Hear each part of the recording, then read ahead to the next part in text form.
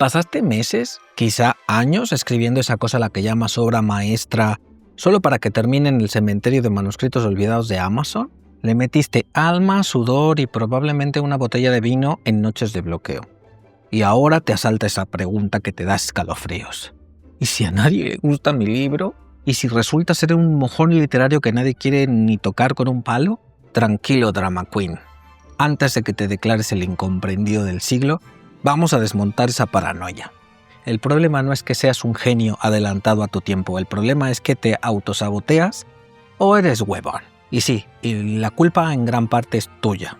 Quédate, porque si sigues haciendo lo mismo, la única persona que leerá tu libro será tu madre y lo hará por compromiso. Te voy a dar un puñado de verdades incómodas para que sobrevivas a tu drama literario.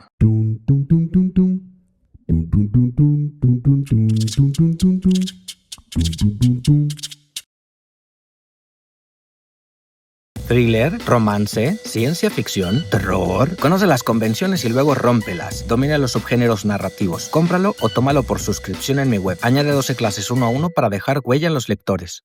Aventura al protagonista y hazlo memorable. Engancha al lector. No más novelas sin rumbo con mi videocurso Primera Novela. Cómpralo o tómalo por suscripción en mi web. Añade 12 clases 1 a 1 para ayudarte en el proceso. El talento sin un plan es solo una excusa para la pereza. La mayoría de los escritores novatos, y algunos que ya llevan tiempo, tienen la misma idea. Si es bueno, se venderá solo. ¡Qué ingenuo! Eso es como creer que si tu coche es rápido, la policía te dejará pasar por encima de los límites de velocidad solo por el arte de su ingeniería. No funciona así. Tu libro podría ser una joya pulida, pero si nadie sabe que existe, es indistinguible de los 8.000 libros que se publicaron hoy. El mito del gran descubrimiento es una patraña. Olvídate de esa fantasía romántica en la que un editor visionario te encuentra en un café lúgubre, lee tu manuscrito en un arrebato de genialidad y te convierte en bestseller al día siguiente. Eso no pasa. Tienes que forzar la situación. Tienes que ser tan molesto y visible que al lector no le quede más remedio que echarle un ojo a tu trabajo. Sí, por desgracia, hay que ser pesado.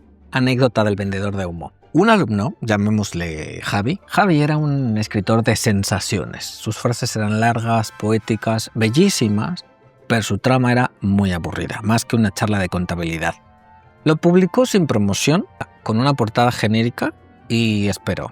Su excusa era: es que el mundo no está preparado para un arte tan puro. Y no, Javi. El mundo sí está preparado para el arte puro, simplemente tu arte es puro aburrimiento.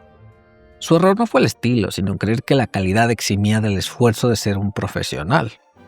Lo convencí de que antes de ser un artista incomprendido probara ser un vendedor de arte. Cambió la portada por algo audaz, reescribió la sinopsis con un tono de urgencia y, sorpresa, empezó a vender.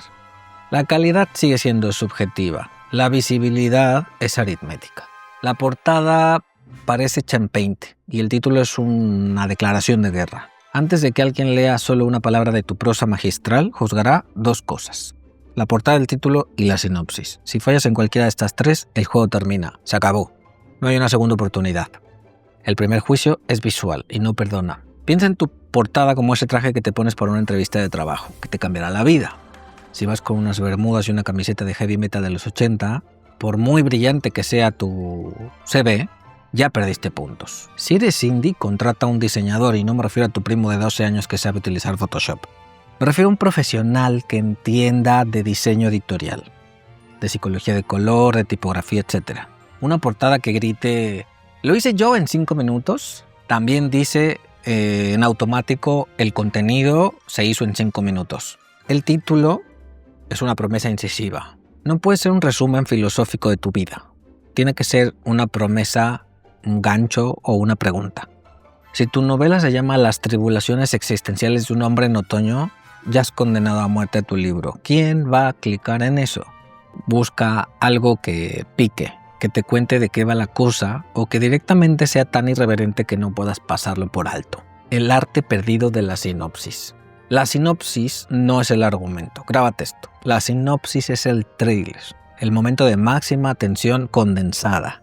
Si tu sinopsis es un testamento aburrido que empieza con: érase una vez un joven llamado Pedro que vivía en un pueblo y sentía bla bla bla bla, pararán de leer.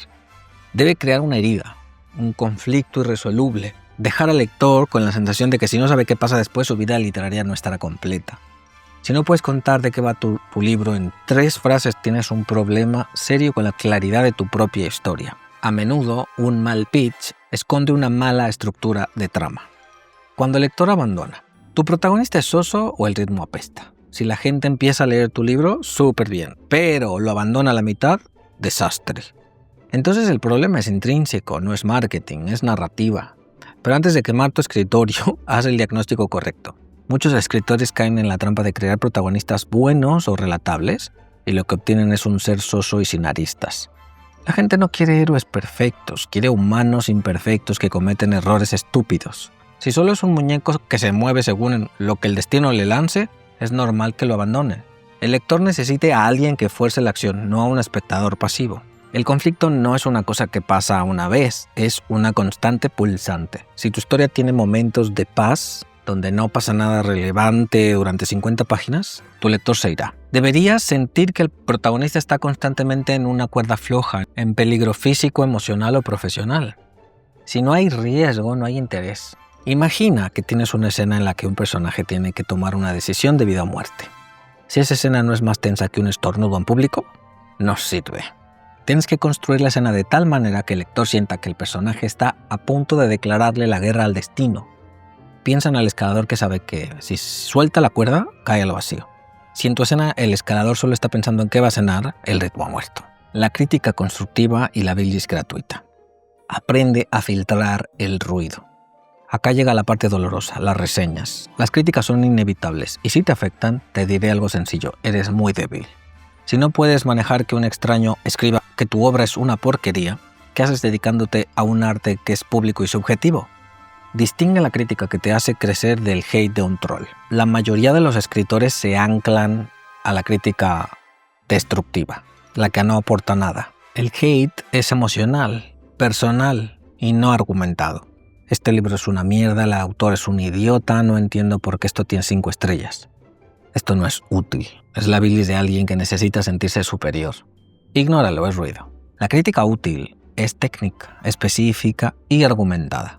El punto de vista se pierde en el capítulo 4. El antagonista no tiene motivación clara, se siente un dios, la descripción del mundo es excesiva y frena la acción inicial. Y esto, aunque duela, es oro puro. Te dice dónde tienes que meter el bisturí de la edición. Si 10 personas desconocidas entre sí señalan el mismo defecto, el inicio es lento, el diálogo es irreal.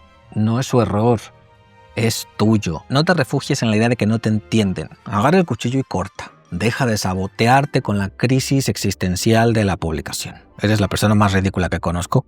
Si ni siquiera has publicado tu libro y ya estás temblando de miedo porque nadie le va a entender o a nadie le va a gustar. Felicidades, te has graduado con honores en la Universidad de la Autodestrucción Mental. La parálisis por la perfección. No existe la obra perfecta. Punto.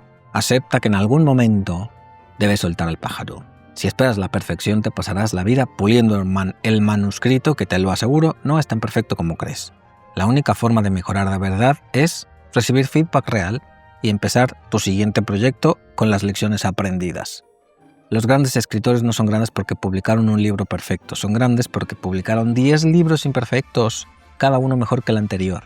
El caso de la novela de género. Te doy un ejemplo. 50 sombras de Grey. Es literariamente cuestionable, pero vendió millones porque conectó con una necesidad emocional, un nicho específico. El arte de vender es conectar, no ser perfecto. Deja de sabotear tu conexión con la excusa de la perfección. En resumen, para dejar de ser el escritor llorón que nadie lee, tienes que hacer 3 cosas. 1.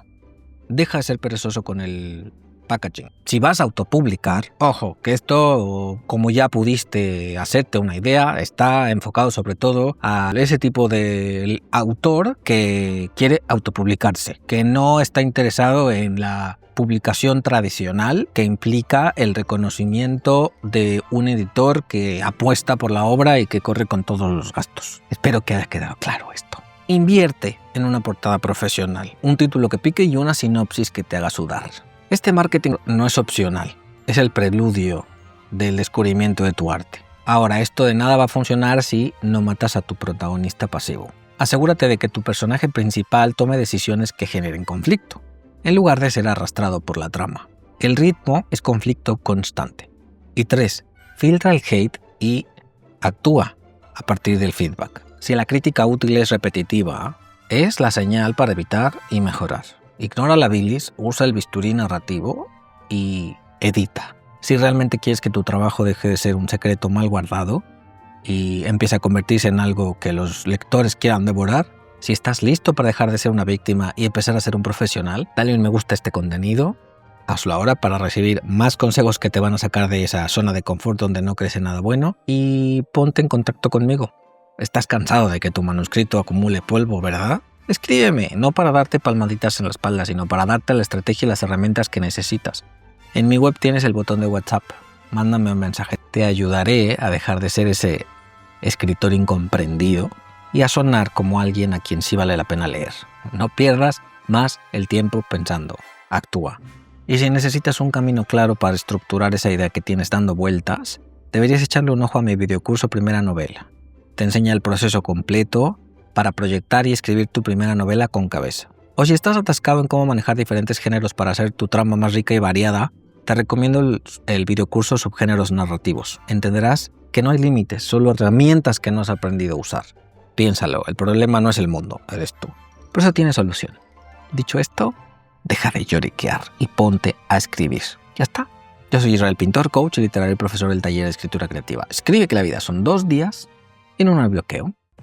Si valoras este contenido, da clic al botón gracias y déjame una propinita para que siga formándote como un escritor profesional. Gracias. ¿Escribir como un pro por menos de lo que cuesta una cena? Vuélvete un tallerícola preguntón. Clases privadas, videocursos y tutoriales por solo 35 € al mes. Thriller, romance, ciencia ficción, terror. Conoce las convenciones y luego rómpelas. Domina los subgéneros narrativos. Cómpralo o tómalo por suscripción en mi web. Añade 12 clases 1 a 1 para dejar huella en los lectores. ¿Quieres tomar clases conmigo? Conoce mis cursos en israelpintor.com.